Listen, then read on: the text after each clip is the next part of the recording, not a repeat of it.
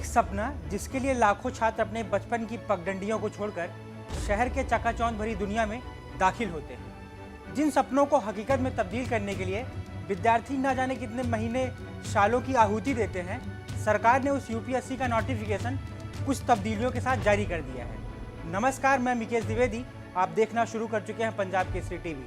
दरअसल संघ लोक सेवा आयोग ने सिविल सेवा परीक्षा 2026 का नोटिफिकेशन बुधवार को जारी कर दिया है, जिसमें आयोग ने कुछ बड़े बदलाव किए हैं। लिहाजा इस नए बदलाव का सीधा असर उन उम्मीदवारों पर पड़ेगा जो पहले से ही किसी पद पर सेलेक्ट हो चुके हैं या फिर अपनी रैंक सुधारने के लिए दोबारा परीक्षा देने की तैयारी कर रहे हैं। आयोग का मुख्य उद्देश्य बार बार परीक्षा देने की प्रक्रिया को सीमित करना है और सेवाओं में खाली रहने वाले पदों की समस्या को कम करना है। नियमों के मुताबिक जो उम्मीदवार पहले से ही आईएएस या आईएफएस के लिए चुने जा चुके हैं और अभी अपनी सेवा दे रहे हैं, वे सीएससी 2026 की परीक्षा में नहीं बैठ पाएंगे। यह पाबंदी परीक्षा के हर चरण पर लागू होगी। अगर कोई उम्मीदवार प्रीलिम्स पास करने के बाद आईएएस या आईएफएस ज्वाइन कर लेता है तो वह मेंस नहीं दे पाएगा। इसी तरह अगर मेंस के दौरान ज्वाइनिंग होती है तो भी उसे 2026 की लिस्ट में शामिल नहीं किया जाएगा। इस नए नोटिफिकेशन के अनुसार अब सरकारी सेवा में तैनात अधिकारियों के लिए परीक्षा में बैठने के रास्ते पहले से आसान नहीं रहेंगे। सरकार ने साफ कर दिया है कि एक बार ऊंचे पद पर नियुक्ति मिलने के बाद इस्तीफे के बार प्रयास करने के गैप को अब पूरी तरह बंद किया जा रहा है। आपको बता दें कि जिन उम्मीदवारों का सिलेक्शन सीएससी 2025 या उससे पहले हुआ है, उन्हें राहत देते हुए एक बार अंतिम अवसर दिया गया है।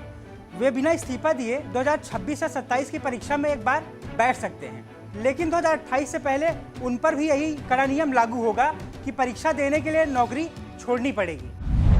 जो उम्मीदवार पहले से आईपीएस में हैं, वे 2026 की परीक्षा तो दे सकते हैं, लेकिन वे दोबारा आईपीएस पद का ऑप्शन नहीं चुन सकते हैं। यानी वे केवल अन्य सेवाओं आईएएस या आईएफएस के लिए ही परीक्षा दे पाएंगे। एक ही पद पर दोबारा काबिज होने का मौका अब नहीं मिलेगा। तो वहीं यूपीएससी ने रैंक सुधारने के लिए वन टाइम विंडो बनाई है। अगर कोई उम्मीदवार सीएससी 2026 में आईपीएस या ग्रुप ए सर्विस में चुना जाता है तो उसे 2027 में परीक्षा देने का केवल एक आखिरी मौका मिलेगा। इसके लिए शर्त यही होगी कि उन्हें अपनी ट्रेनिंग ज्वाइन करने से पहले छूट लेनी होगी। 2027 की परीक्षा के बाद उम्मीदवार को दोनों में से कोई एक सर्विस चुननी होगी और दूसरी सीट छोड़नी होगी। इसके बाद 2028 या उसके बाद की परीक्षाओं में बैठने के लिए नौकरी से इस्तीफा देना अनिवार्य होगा। आपको बता दें, यूपीएससी ने सिविल सेवा परीक्षा 2026 के लिए आयोग ने इस बार 933 पदों के लिए विज्ञापन जारी किया है। आवेदन की आखिरी तारीख 24 फरवरी है। संघ लोक सेवा आयोग ने 4 फरवरी को 933 पदों के लिए विज्ञापन जारी किया है। इसके लिए आवेदन की आखिरी तारीख 24 फरवरी है।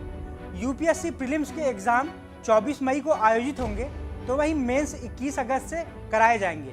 इंटरव्यू फरवरी से मार्च 2027 तक होने की संभावना है। सामान्य वर्ग और ईडब्ल्यूएस को 6 मौके, आयु सीमा 32 साल तक है। ओबीसी वर्ग के उम्मीदवार 9 मौके, आयु सीमा 35 साल तक है। एससी/एसटी की कोई सीमा नहीं है, आयु सीमा 37 साल तक है। कुल मिलाकर यूपीएससी ने अब सर्विस होल्डर्स के लिए बार एग्जाम देने के रास्ते सीमित कर दिए हैं, जिससे अब उम्मीदवारों को अपनी प्लानिंग बहुत सोच समझकर करनी होगी।